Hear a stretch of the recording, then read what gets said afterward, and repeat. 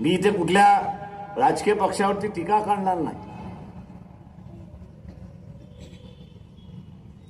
कारण का सगळ्या राजकीय पक्षांचं असणारं अस्तित्व मी फार जवळून पाहिलेलं आहे.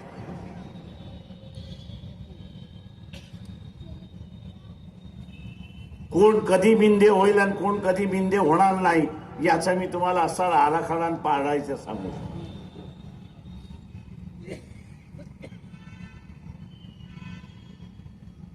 टिकायचं असेल आणि इथला नेतृत्व आपल्याला करायचं असेल तर काळाची ओघ ही आपल्याला ओळखता आली. काळाची ओघ ही आपल्याला ओळखता आली पाहिजे.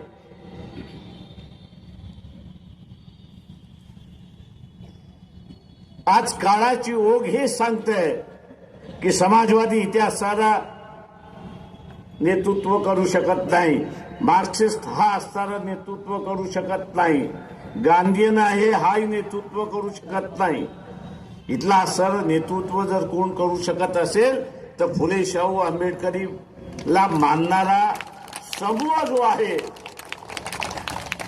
फुले शाहू आंबेडकरी विचाराला मानणारा समूह जो आहे तोच आता नेतृत्व करू शकतो, हे लक्षात घ्या.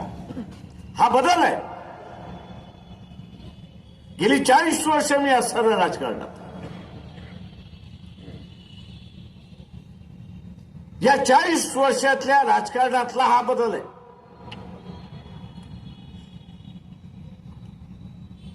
क्या लोक अपेक्षा करतात आहेत, सर्वसामान्य सेक्युलर असेल, सर्वसामान्य संविधानवादी असेल, सर्वसामान्य शांततावादी असेल, हा समूह,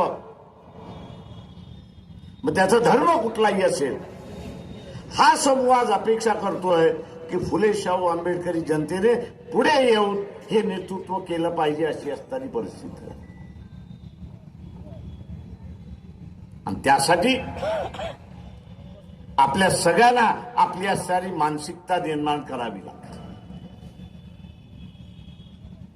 आपल्या सगळ्यांना आपली असणारी मानसिकता निर्माण करावी लागेल. एक फोर्स म्हणून उभं राहायचं असेल, एक विचार म्हणून पुढे यायचं असेल तर आपला बदललेला रोल हा आपण लक्षात घेतला पाहिजे. आपला बदललेला रोल हा आपण लक्षात घेतला पाहिजे. आपला रोल काय बदललाय,